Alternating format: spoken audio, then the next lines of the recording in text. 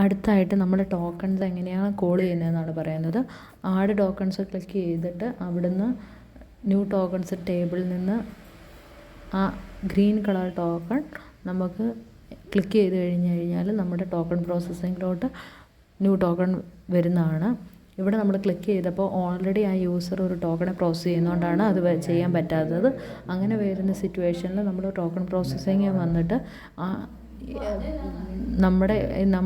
നമ്മുടെ യൂസർ പ്രോസസ്സിങ്ങിൻ്റെ അവിടെ വരുന്ന നമ്മുടെ യൂസർ നെയിം നോക്കി നമ്മൾ പ്രോസസ്സ് ചെയ്യുന്ന ടോക്കൺ എടുത്ത് ആ ടോക്കണെ നമ്മൾ ഹോൾഡ് ചെയ്ത് വെക്കണം.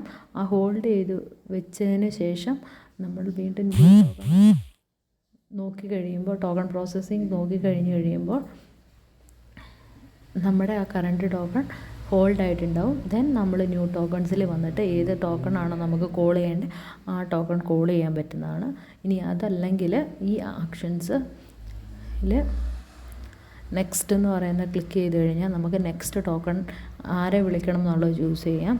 ഇനി ഗ്രീൻ കളറാണ് നമ്മൾ വിളിക്കുന്നതെങ്കിൽ നമ്മൾ ആ പർട്ടിക്കുലർ ടോക്കണെ നമുക്ക് കോൾ ചെയ്യാൻ പറ്റും.